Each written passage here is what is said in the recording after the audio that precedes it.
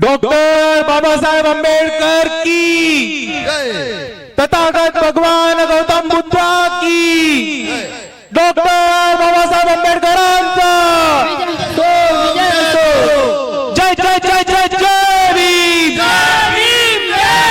जय जय जय जय जय भीम। वंदनीय बनते जी, विलास करात जी, नागपुर से आए हुए राहुल दादा जी, वर्गर सर जी, उसी तरह पीयूष जी, बंसोड़ जी और इस कार्यक्रम की सभी आयोजक, सभी ताई और यहाँ पे मौजूद सभी बाबा साहब के अनुयायियों को और सारे मेरे भीम सैनिकों को, भाइयों को मेरा क्रांतिकारी जय भीम।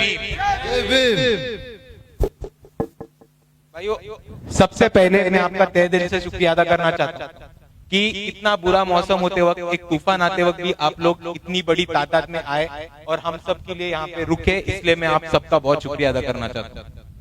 दूसरी बात यह है कि मुझे वक्त का अंदाजा है 10 बजने को आए, लेकिन पहली बार छत्तीसगढ़ आया हूँ, एक FIR लेके ही जाता हूँ, नहीं तो क्या मजा आएगा। वैसे भी आपकी सरकार को बहुत प्यार है हमारे पे। तो भाई, शुरू करने के पहले आप सब ने, जब जर्मनी में नाजिज्म शुरुआत हुआ था और हिटलर का दहशतवाद चालू हुआ था, तभी एक महत्वपूर्ण कविता आई थी जो हम सबको समझनी चाहिए। वो कविता ये थी कि वो सबसे पहले यहूदियों के लिए आए, हमने कुछ नहीं। फिर उसके बाद वो काले लोगों के लिए आए, हमने कुछ नहीं किया। फिर उसके बाद वो विकलांगों के लिए, अपंगों के लिए आए, हमने कुछ नहीं किया। और उसके बाद जो वो हमारे लिए आए, तब भाई हमारे लिए खड़ा रहने को कोई नहीं बचा था। और यही हालत आज भारत में हो रही। अगर आप RSS का, ब्राह्मणवादों का और बीजेपी का षड्यंत्र देखो, तो सबसे पहले उनके टारगेट पे थे इस भारत के चर्चेस। उसके बाद उन्होंने उनका हमला किया यहाँ पे मस्जिदों पे, और उसके बाद उन्होंने उनका निशाना लगाया हमारे बुद्ध लेनियों पे और बुद्ध विहार पे। और आज यही वक्त आ गया कि अगर हम सब एक साथ मिलके जुड़े नहीं, अगर हम एक साथ मिलके लड़े नहीं, तो इसी तरह से, जिस तरह से हिटलर ने सबको कुचल दिया था, हम अलग अलग होके कुचले जाएंगे। और इसीलिए मैं आप सभी से यही रिक्वेस्ट करना चाहता हूं कि 12 तारीख को और आने वाले हर महाबोधि बुद्ध विहार के आंदोलन में आप सब बड़ी तादाद से आए और यहाँ के जो दहशतवादी, हिंदुत्ववादी ब्राह्मणों का जो राज चल रहा है, उसे अपने घमंड से उतराने में हमारी मदद करे, इतना मैं आप सबसे गुजारिश करना चाहता हूं।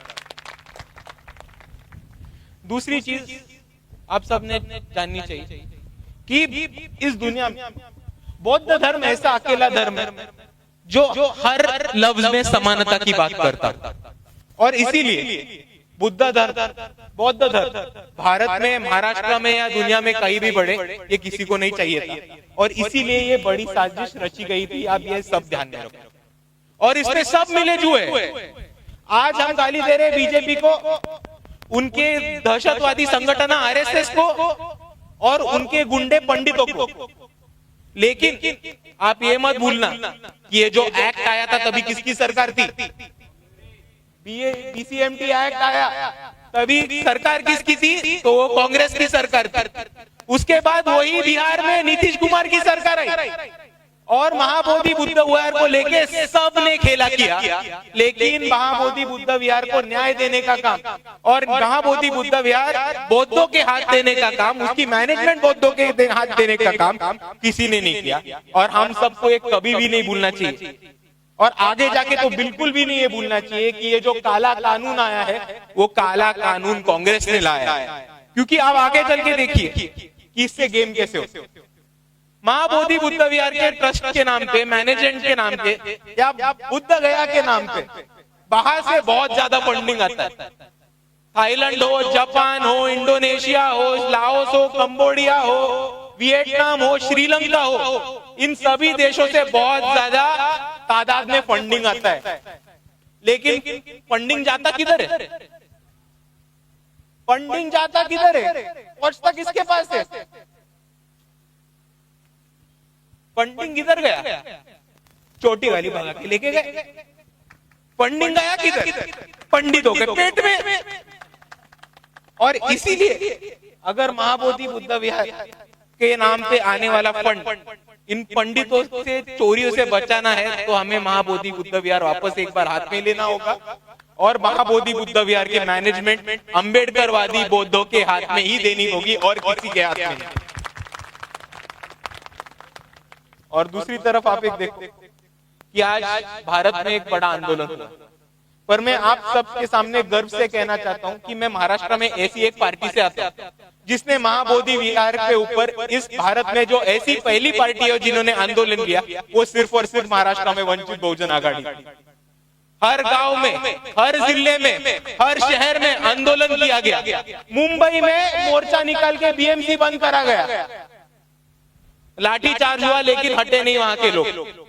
पूरे महाराष्ट्र में एक स्वराक्षरी कैंपेन, सिग्नेचर कैंपेन ली वंचित बहुजन आघाड़ी ने, और अभी यही मुहिम ऑल इंडिया लेवल पे भारतीय बौद्ध महासभा, बुद्धिस्ट सोसाइटी ऑफ इंडिया आगे लेके जाने का काम कर रही है। और मेरी आप सभी से यही विनती होगी कि बुद्धिस्ट सोसाइटी ऑफ इंडिया की इस कोशिश में, इस मुहिम में आप उनके साथ पूरी तरह से जुड़िए और उनका पूरी तरह से साथ।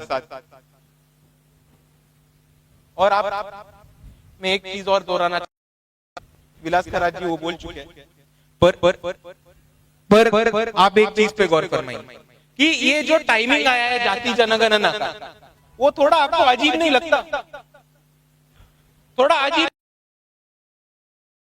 नहीं लगता? तो ये षड्यंत्र क्या है वो भी आप समझ लेना चाहिए कि भारत देश में पहली बार ऐसा एक आंदोलन छेड़ा गया है जिसमें सारे बौद्ध एक साथ आ रहे हैं।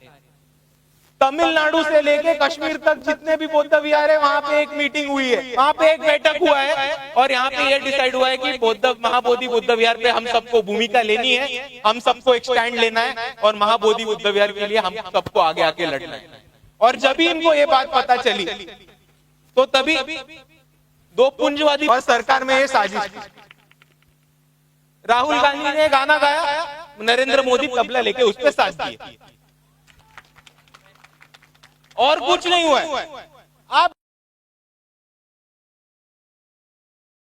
का पहला डिमांड किसने किया था? भारत के अंबेडकरवादियों ने किया था, और किसी ने नहीं किया था। जाति गणना का पहला डिमांड का श्रेय किसी को जाता है? क्योंकि बाबा साहब का क्रेडिट हम देंगे, लेकिन उनके फॉलोअर्स को क्रेडिट देना उतना इंपॉर्टेंट है जिन्होंने उधर से आज तक ये मूवमेंट रखा है। तो जो वीपी सिंह, कांचीराम जी, महाराष्ट्र में गोपीनाथ मुंडे साहब, इन सब ने एक ओबीसी मूवमेंट खड़ा किया, और इस ओबीसी मूवमेंट को आगे जाके जाति जनगणना तक लेके जाने का कोशिश किया।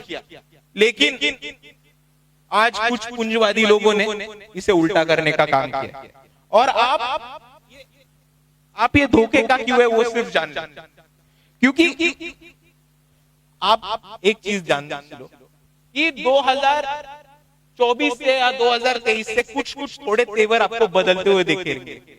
एक पूंजीवादी पार्टी थी जो अभी खुद को अंबेडकरवादी साबित करने की कोशिश कर रही है, पर आप उसके पीछे का षड्यंत्र थोड़ा समझ लो,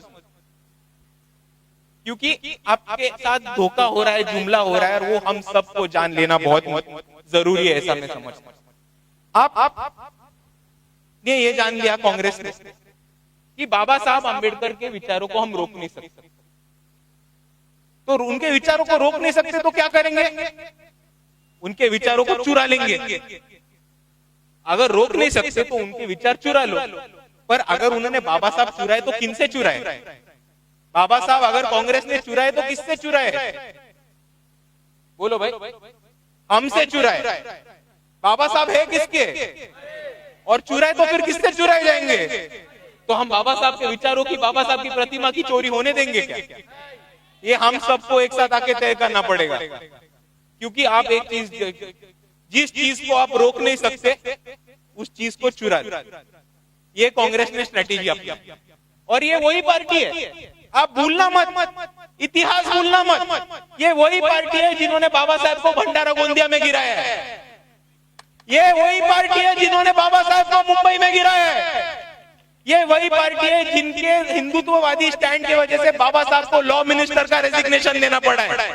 ये वही पार्टी है जिन्होंने रिडल्स ऑफ हिंदुइज्म और कितने सारे बाबा साहब की किताब बाहर आने से रोके।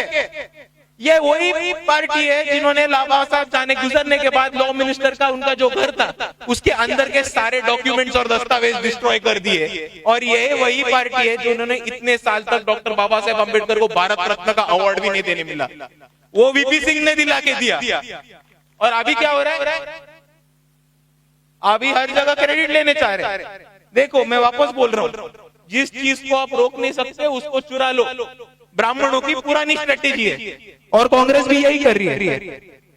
तो यही स्ट्रेटेजी से अपने को बचना होगा और अगवा होना पड़े, क्योंकि आप देखोगे तो 2020 के बाद एक वातावरण इस देश का बदल गया और आपको सिर्फ पता चला होगा कि बाबा साहब अम्बेडकर सिर्फ एक पिछड़ों के नेता से आगे बढ़ के एक सिंबल ऑफ रेजिस्टेंस बन गए कि जिन जिन को मारा इस भारत की देश में लड़ना होगा, आंदोलन करना होगा, मोर्चा करना होगा, उनके लिए एक ताकत और मिसाल बाबा साहब अम्बेडकर बन गए। और आप ये ताकत से देखो कि दिल्ली में एनआरसी सीए के वक्त जब मुसलमान महिलाएं शहीद बाग में आंदोलन पे बैठे थे तो वहां पीछे सिर्फ एक ही तस्वीर लगी थी और वो डॉक्टर बाबा साहब अम्बेडकर की लगी थी। और इसी वजह से आपको दिखता है कि अचानक एक दिन संसद में गृह मंत्री अमित शाह की फट जाती है और वो अचानक उठ के बोलते हैं कि अम्बेडकर अम्बेडकर अम्बेडकर बनने का फैशन हो गया। और इसी तरह से कांग्रेस और बीजेपी एक साथ, क्योंकि ये कांग्रेस वही पार्टी है जो अभी बाबा साहब को उछालने की कोशिश कर रही थी, वो वही पार्टी है जो बाबा साहब को गिराने की कोशिश कर रही है।